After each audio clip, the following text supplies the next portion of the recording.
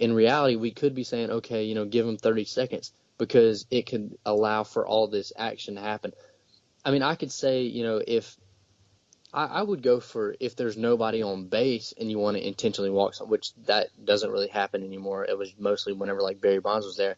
But if nobody is on base and you want to intentionally walk somebody, then just say, yeah, we don't have to pitch, just put them on. But if somebody, especially if somebody's on third base, I feel like you should force the pitcher to make the throw. I mean, just make the throw, make 4 throws. It's not a big deal. We're not wasting a whole lot of time. And if something does go wrong, it's a lot of excitement. It's very exciting in a case like that.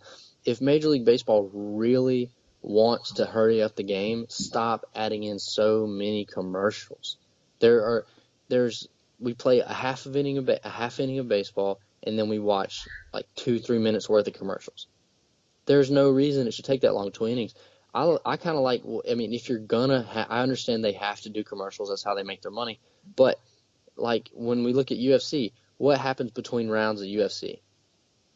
Nothing.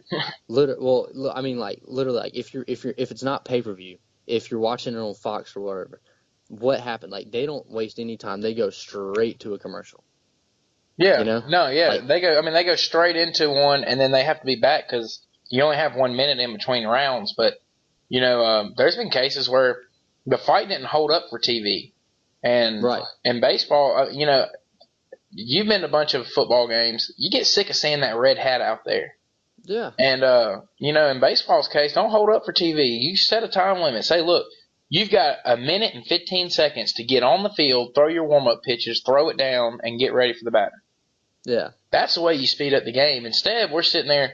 You go to a baseball game, you're going to sit there for 2.5 minutes in between innings while everybody walks out onto the field, goes and gets in position. The pitcher walks out to the mound, throws his 5 or 6 warm-up pitches. They throw it down. I mean, give them a time limit. Say, look, you got 1 minute and 15. You get on the field, and we're going to play. That's how you speed the game up. Yeah, for sure. I would say more of 1.5 minutes. Give them 1.5 minutes, and then that would allow for pretty much 2, or I would maybe a 45-second commercial and a 30-second commercial maybe, and then bring it back in the other 15 seconds as the announcers, actually talking. Then you go into it and maybe you see the throwdown or something. But 1.5 minutes tops. Maybe if there's a new pitcher coming in, maybe 2 minutes tops. I mean, we shouldn't be sitting here waiting for 3 or 4 minutes between innings, especially in between innings. Let's get this thing rolling. Maybe don't even do a commercial every half inning. Maybe wait to do commercial breaks every full inning. Maybe something like that. That would cut down on a lot. Well, the big thing with that is commercials pay for us being able to watch games. Yeah, I know. So it's hard to, it's kind of it's gonna be hard to do that, but they're trying to take stuff away from during the game when they could be making moves outside of the game. Yeah. Give them a pitch. I like in college they have that pitch timer. When I think it's only when there's nobody on base, or maybe it's when there's somebody on base. No, it's when nobody's on base. When nobody's on base. They got 25 seconds to get the ball, get the pitch, throw it. Yeah. The batter has to stay in the box, and that's another thing is in MLB you'll see the batter will step out, take his time, redo his gloves. All of a sudden you've taken 30 seconds between the catcher receiving the pitch and the batter getting back into the box. Yeah. So, put a time limit on that, but all this other stuff is just stupid. There's taken away from a game that we all love, and it's got a pastime. This isn't the UFC that just came along 20 years ago. This is something that's been around for a long time, and now we're trying to change it. Yeah. I don't really know how I feel about the pitch clock just because I know whenever I pitched, I didn't really, I kind of worked fast anyway. But still, just knowing that you got a pitch clock that you're working against, it kind of, it tensions you up a little bit. I know these are professional athletes, and they're not going to let it get to them as bad as I let it get to me. But I feel like even these baseball players, they don't want to be out there forever. They don't want to be waiting around, so they're going to get the game rolling. They're going to get it going. I really think, personally, the commercials are just outrageous. Like, they need to do something about this. Just make them I understand you have to have commercials. Just make them like a minute. Just give a minute long commercials, and then come back and let's play ball. No, I agree with you. I mean, there's other stuff they could do to shorten the game if that's really what they're going for. Yeah. But to me, I think that what they're trying to gauge an audience that they're probably just not going to gauge anyways. If you either like baseball or you don't like baseball.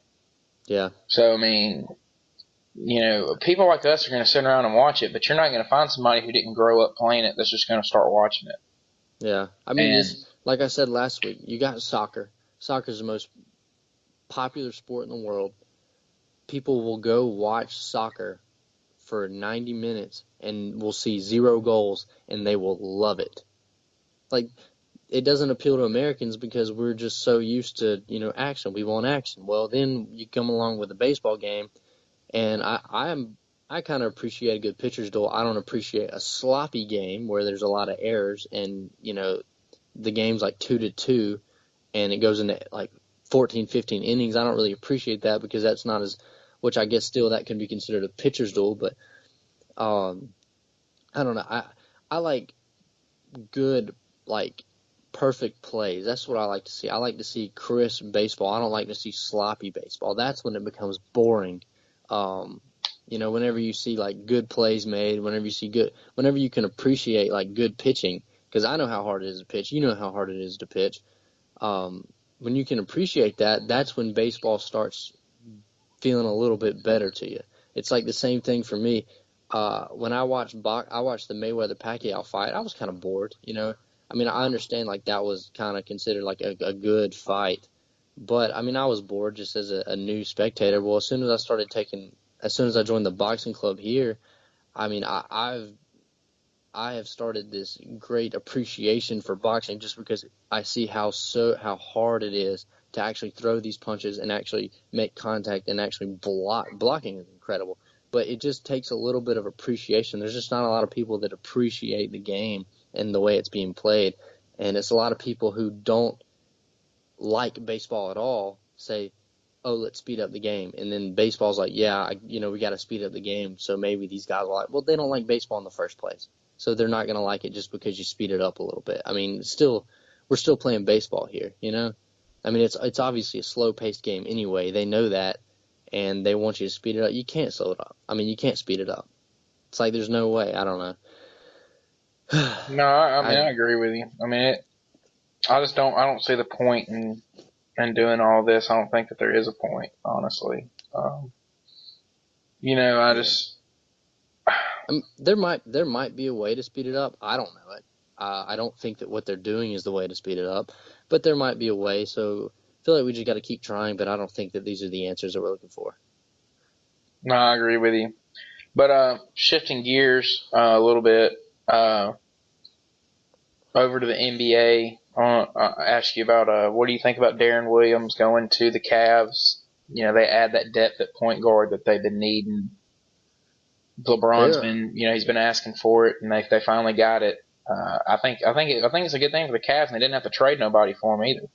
Yeah, I'm not quite the NBA analyst, but I do know that the Cavs are making moves. They got Williams. They're wanting Bogut, right? Yeah. Bogut. Yeah. If they can get them, these are outstanding moves, especially coming off the, they're the reigning NBA champion. They're the reigning world champions of basketball. They're making moves. They're going for a repeat, and the future's looking very bright for them. This is something that is going to prosper them for a while. So I like it. It's a very good move. Yeah, I think if they're able to get Bogut, that is pretty much over. It's going to be hard for anybody to beat them, including Golden State, because Golden State's not very big, and the Cavs, if they get Bogut, would be really big. So I think that'd be a big mismatch for Golden State. They're 1-1 so far in the season. I got a feeling they're not going to rematch in the NBA Finals. I've just got this eerie feeling that somebody in the West is going to upset Golden State, whether it be the Spurs or even the Houston Rockets. I just got a feeling somebody's going to upset Golden State this year. I think that their storyline's just too good to be true with all 4 of those guys that they got, making it back a third time in a row. That's hard to do. And I've just got this feeling that we're not going to see the rematch this year. I know that's kind of out there, but that's just how I feel. I don't know if it's going to happen or not. I think the Cavs make it because the East is just not as strong. Kyle Lowry's now out with surgery, which has just weakened the East even more. So it's basically the Cavs coming out of the East, and then the West has got some teams. I mean, they've got some guys that can definitely beat Golden State. So it's kind of that part of the playoffs is going to be really interesting to watch. The East is going to be pretty much boring until the finals, and we see whoever the Cavs play. But if the Cavs are able to add Bogut to go along with getting Darren Williams now, I think that the Cavs pretty much have it in the bag. It would be hard for them not to win it. Yeah, I mean, it definitely ups their percentage of winning it, but I don't know. I mean, you got to see what Golden State's going to come with. I feel like Golden State has the best chance to win the West. Like you said, I don't really have a good feeling about going to the finals 3 times in a row. That's really difficult. I think the Rockets have the best chance of beating them. However, the Rockets don't play defense at all. So, there's that. And in the East, I would say before Kyle Lowry got, before he was out with the hand surgery, right? Is that what you said? Yeah. Yeah. Before he went out, I would say the Raptors had the best chance, but now it's probably the Celtics, honestly. Yeah, that's pretty much the only chance. Yeah, like that's it. Like that's all that there is.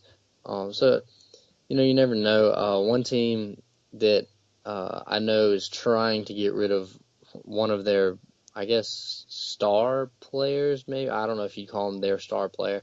Carmelo Anthony with the Knicks. Do you think that they should get rid of him? I think it's not a good relationship between Carmelo and the Knicks and Phil Jackson. I think it's best for Carmelo to get out of New York and go somewhere else. They wanted to give him to Cleveland, but they want Kevin Love, and they're not going to give up Kevin Love for Carmelo. We'll see what happens there. Cleveland may still get Carmelo, and if they were to get Carmelo and possibly get Andrew Bogut, then it's not even fair then. But I don't see that happen. I don't really even know how they'd have enough cap room for that since they're already paying LeBron a max contract. But I don't know where he's going to go, but he needs to get out of New York. I think it'd be good for Carmelo to have a new scenery, just like I think it's going to be good for Boogie to have a new scenery getting out of Sacramento. DeMarcus Cousins, I think it's going to be good for him to go down there and play with Anthony Davis. They've got, and now they're saying that Chris Paul may go to the Pelicans. He becomes a free agent this year, so we'll see how that goes. But if they can get Chris Paul down there, all of a sudden they got a big three, and they've got some players in New Orleans. After basically having nobody for most of this year, they would be a team that could contend over there. So, we'll see how that goes. But I know that DeMarcus Cousins was a little upset with getting traded and everything, but I think that in the end it's going to be a really good move for him to be somewhere different. He's closer to home now, back closer to Mobile, so I think it was a good move for him, even though he didn't really like it that much. Yeah, I think that was a great move on the Pelicans' part. That was outstanding. Oh yeah, good trade for them. They won that. The Kings. I don't really know why the Kings did that. I mean, I guess I could see where you would want Buddy Hield, even though he hasn't really been the player that. Well, he's young too. You got to give him a few years. He's young, and like we talked about a few weeks ago, rookies don't really make an impact. He's still a rookie, right? Yeah. Yeah, rookies don't really make impacts on in their first year in the NBA. You got to give them some time, but still, they're giving up DeMarcus Cousins, an NBA All-Star, multiple NBA All-Star. Great move by the Pelicans. I don't know how they pulled that one out. But back to Melo, I think that was a really good. I think that Melo should get out of New York. I think that there's a reason why these teams don't. Or I know he's got a no trade clause, but I feel like that not a lot of teams really want Carmelo Anthony. I think there's a reason for that. No, he seems to be a cancer. Yeah. I don't really think that Denver wanted him. I don't really think that New York really wants him. I listened to a podcast who one of the hosts of the show is a Knicks fan, and he hates Carmelo. He wants him out, and I think that that's kind of